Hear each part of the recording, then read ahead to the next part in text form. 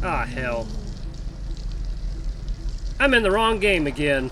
Hey guys, Nary here from Drake Wing Gaming. If you know me on Twitter, the Gaming Dragon. As you can see, I am back, and I am coming at you today with another episode of Changeling Tale. This time, Grace's Path, because the first part of Chapter 4 is done for Jessie's path, so we shall be switching back to her sister Grace. I'm very excited to see where this goes, and if you want the full uncensored adult version, well, you're just going to have to support the game. Because these guys, the people who are making this, these awesome devs, they deserve every penny you throw at them. They have done an amazing job on this VN so far. Anyway, guys, let's jump right back into it. Let me set alarm machine up. Yes, here we go. And let's jump right into it. Alright. I gotta get into this voice. I haven't done it in a while. Alright.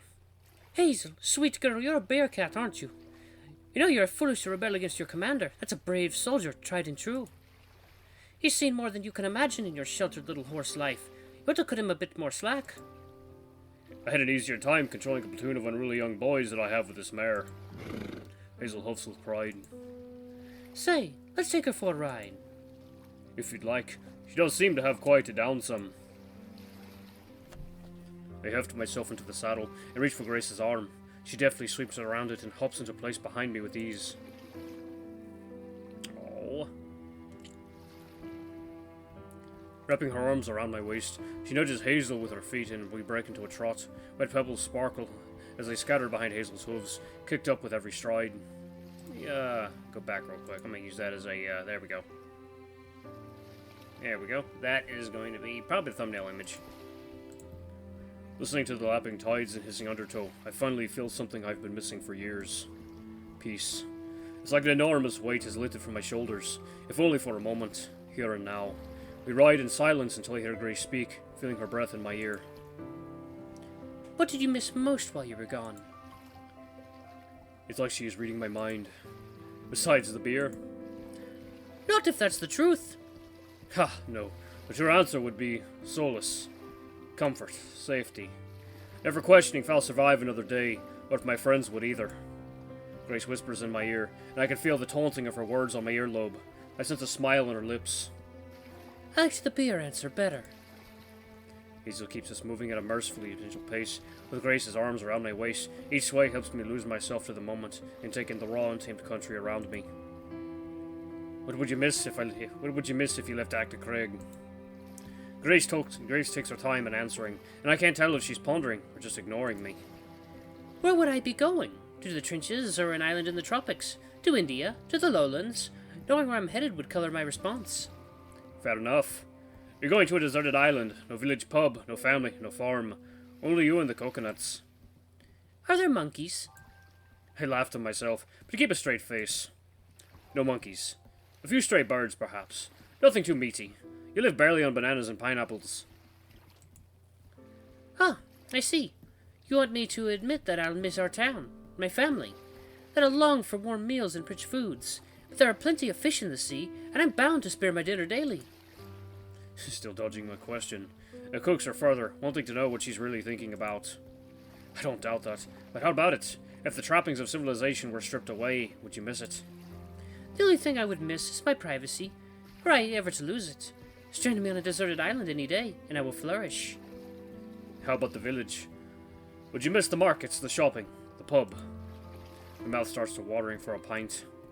Not a bit. Hector Craig is as boring as ever. But at least Jessie has taken advantage of changing times and found her own way, eh? One of Bulgare's latest schemes, to bring out the entertainment and bring in the money. At least it's made Jessie happy, and filled her coin purse. It's funny what a little song and dance will do once everyone is lubricated and looking to empty their pockets for a sexy girl. We'll get us onto something. You don't want to shimmy for a shilling? Grace laughs loudly behind me, the sound catching the breeze and resonating among us. No! The fewer people looking at me, the better. I'd rather float away to the sea than shake my hips, not to mention my terrible voice. I bet you have the sound of a siren. Of course, inasmuch as it would lead a man to certain death, by his own hand. Well then. It's too bad you can't make a living luring landlubbers into the wide open ocean. The banter ends abruptly as Grace goes silent for a pause.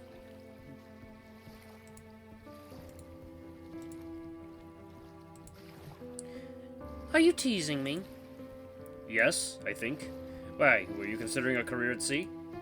A career? The working world is not for me. The lads will be back soon, and they can keep it. So just the sea, then. You seem so peaceful out there, moving with such, well, grace.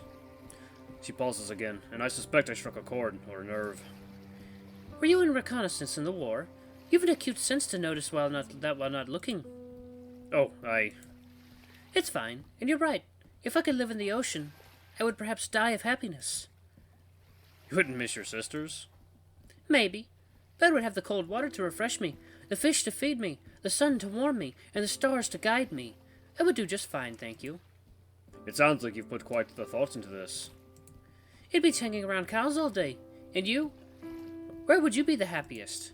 So far, it's been right here, in Craig. You don't dream of something better? I've nightmares of places worse. I've been to other lands. Travel east, travel west. After all, home is best. That's right. Home is safe. Britain is free. The whole world was saved, didn't you hear? The snicker I hear reassures me that I can joke safely with this new friend. She's a spirited gal, I must admit. No stranger to sarcasm. In some ways, she rivals even her plucky flapper sister.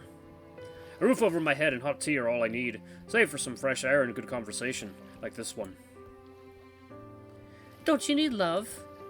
I just about choke. What a response! A blow to my ego or a trick question, daring me to ask her opinion on the subject. Grace never fails to keep me off balance. If I find it, I might never want to lose it. Not having it, I feel as though I can still make do. I impress myself with the quick, off-the-cuff reply. It inspires the courage to challenge her back. What about you? Who will love you in open waters? I don't need love. I don't need a man. I'm happy alone, by myself, drifting. She says it without hesitation. I don't doubt her sincerity. It breaks my heart a wee bit. Would your sisters approve? I can't please them. I know they love me, but there's so much pity. They dote on me, as if I'm still a baby. Like I can't take care of myself. That will change once you're older. Once you take on more responsibility. Once I'm more like what they want me to be. Grace grows quiet again. I don't push her to talk anymore. Before today, I hadn't realized the divide between her and her sisters, between her and everyone, was so wide. Wide as the sea, I'm sure she'd agree. Was she always like this? I don't remember. She was youngest, shyest, the one I saw the least growing up. I sigh, and hope it is a divide she and her family can bridge. But it is a challenge for another day. The wind is picking up as the sun goes down, and I suppose we should be getting home. That was a beautiful ride. Ooh, alrighty. I tug at Hazel's reins, and give her a swift but gentle kick to her hindquarters. We trot back to the McLeod ranch, where Grace dismounts. She pointedly thanks the mount, not the cavalryman. Thank you, my lovely little lass, for the lift.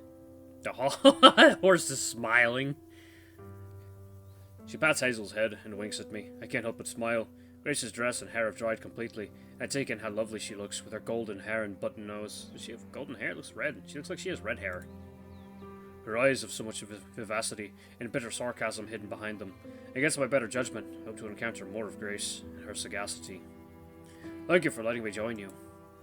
Why, of course, Malcolm.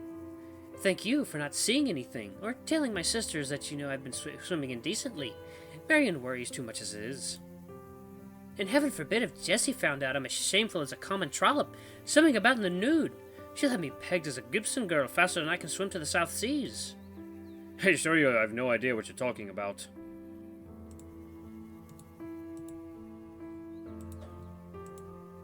Have a wonderful rest of your day, Malcolm. I don't take to visitors often. Never, actually. But I promise I won't run away if you come by again. Probably. He'll take that as a compliment. Good day, Grace.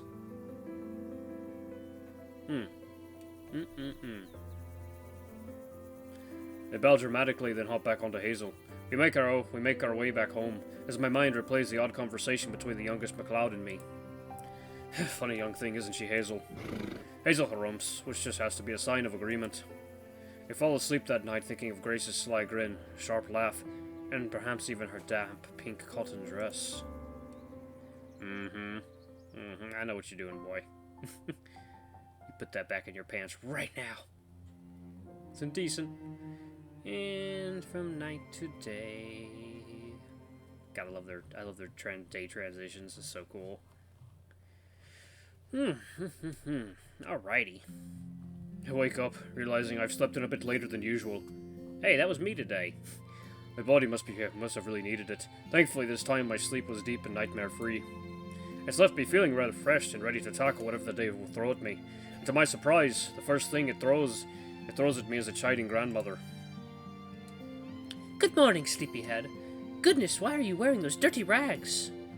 The working clothes I'm wearing are a bit faded and dusty, but compared to the mud-soaked khakis we wore in the trenches, they feel like pristine attire. They're not that dirty, Gran, and I'd hate to foul up a nicer outfit. I've got another hefty day of work in store.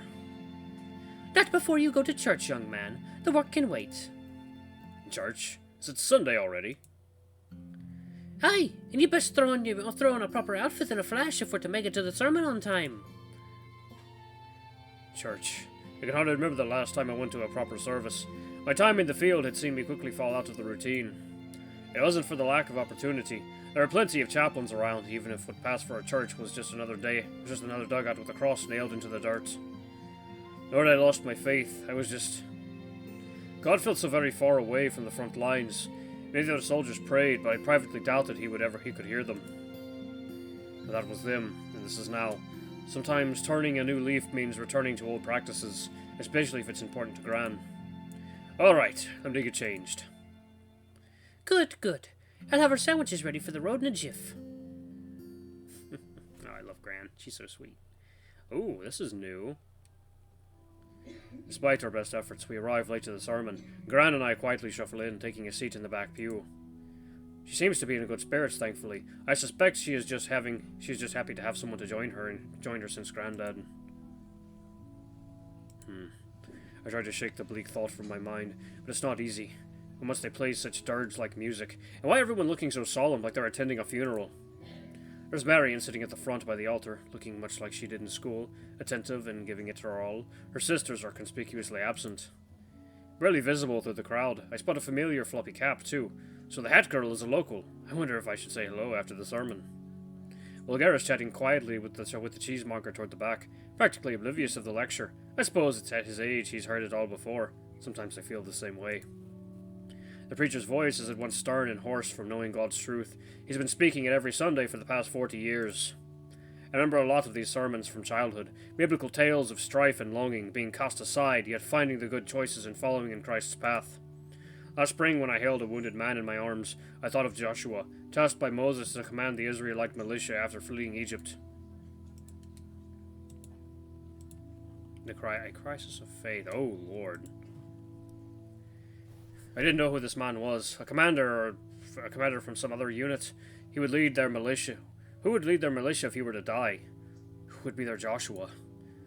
Who would save his men from the next oppressor? The officer struggled to breathe and finally quit, giving his life for his country. For me. Shrapnel fell in circles around me, giving off violent sparks and deafening rips against rocks. It was like a million shrieks seared into my eardrums. Let me see if I can do this, voice. Let's see. Ladies and gentlemen, I ask you to join me in prayer. I bow my head and clasp my hands. My eyes are closed, but the memories linger in plain sight. Dear God, what a privilege it is to welcome home the heroic men of this great war. These men who survived unspeakable hardship and showed unfathomable strength against merciless aggression. These men who return when many others have not, are our saviors too, dear Lord. With your strength and their strength, we have beaten down our enemies. In this crusade against the godless invaders, you have favored our Christian Scot brethren, our humble children of God, who serve thee tirelessly. My clasped hands are squeezing tighter and tighter. I feel my fingertips crushing my knuckles. This sermon is false and mocking. Every word tightens my chest and brings hot tears to my eyes. There is nothing Christian about killing fellow men. Nothing heroic seeing a human body sliced apart. Brutality may be biblical, but it is only hellish and demonic. It's as if the pew is clamping onto me and won't let go. Tighter and tighter it squeezes. And so I beg of this congregation to thank our Father, his Son, and our blessed sons of Craig, who have returned from the ravages of war. Thank them for all they are, and for all the goodness and power. May they always prevail and give glory to thy name.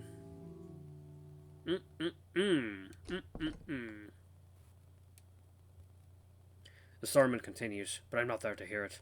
I silently exit the church through the back door, relieved to be out in the open air again. A few concerned faces watched me leave, but I don't care.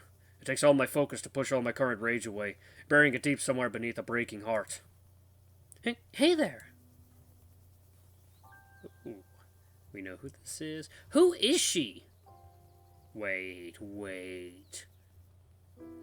Hold on a moment. Okay. I look up and see the girl from the pub, the sweet girl in the funny hat, which she's still wearing, that first friendly face on my first evening back. Hello, I'm sorry, I was just getting claustrophobic in there. Did my exit make a scene? No, it's fine. I just wanted to make sure you were alright. It lifts my heart that a near stranger would reach out. It's awfully kind of you. Say, thank you for the warm welcome at the Stag and Nanny the other night. You remember me? Yours was the first kind face I'd seen in some time. Yours as well. Even having been here a while, it's been hard making friends. I can sympathize. It's a very small town. You know, I really appreciated your kindness. You seemed like a popular fellow that night. Otherwise, I would have chatted with you a bit more. Well then, thank you for saying hello today. Forgive me, we've not had a proper introduction. The name's Malcolm. I'm Effie. It's nice to meet you. Very nice to meet you as well. When she smiles again, my soul feels lighter. Another stranger who I want to talk to confess my troubles to, but something is nagging at me. Who is she, really? Do I know you? You look so familiar. Her face lights up, but she frowns. I doubt you remember me. We crossed paths a few times before the war, but I never introduced myself. Her sideways smile is warm enough to melt cold butter. It softens the pain in my chest, even if unintentionally.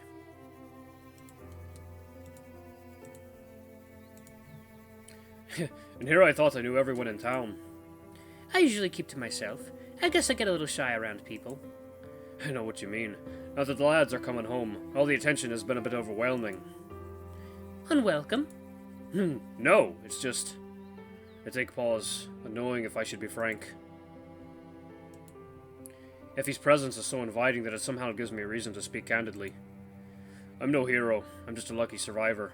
I don't deserve praise, and I certainly don't need unwarranted pageantry given by someone painfully ignorant of the horrors of... I stop short of saying war. This conversation ought not to get as dark as what I've just sat through. After all, Effie and I have just barely met. Well, suffice to say, there was nothing glorious about the last 4 years. I can't fathom how others can hear that vile talk and not be ashamed to agree. Effie doesn't hesitate in responding just as candidly. Malcolm, I imagine that people who haven't experienced certain things, well, they might not know how to talk about them. They don't know what else they can do to comfort those who have been hurt, except, well, try to honor the survival of those closest to them. Effie shrugs and looks around timidly.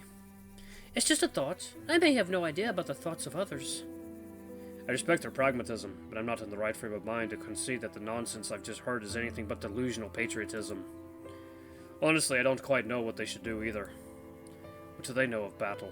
That's what I want to say, and I notice I'm shivering. I stuff my hands into my pockets to keep warm.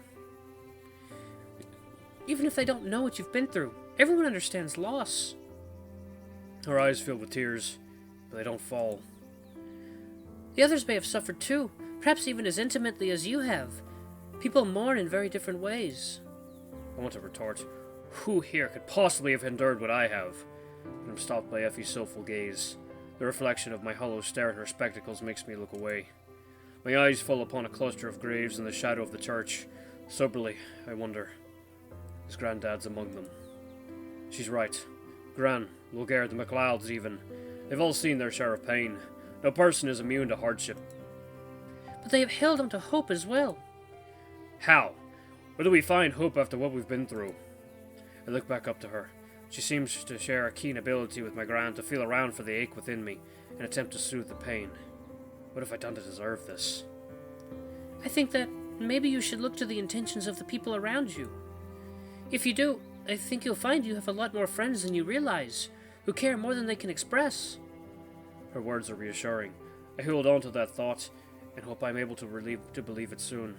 The least I can do is offer her the same comfort. And undoubtedly the same is true for you. You've said you had trouble making friends, but perhaps you already have more than you know. There are many women in town who I'm sure would be glad to take you under their wings. You're a smart and lovely girl. You're a smart and lovely girl. You deserve friendship. Effie turns bright red and looks at me with a face full of ambition and reluctance, two emotions that fight against each other often, two feelings I've come to know very well. Perhaps. Her cheeks retain the pink tinge of timidity, and her shyness makes me smile. If only she knew how adorable and charming she is. Of course, I keep those thoughts to myself, as I don't want to embarrass her further. In the meantime, I'd say routine helps the most. That's what I try to do. Routine distracts me from my negative thoughts on all I can't do, all I don't have. Focus on what you can do, what you do have. Don't ignore the pain, but please don't let sadness overtake you. You'll adapt, heal. Life is a gift. Live it to the fullest. Oh, wow. What a, man.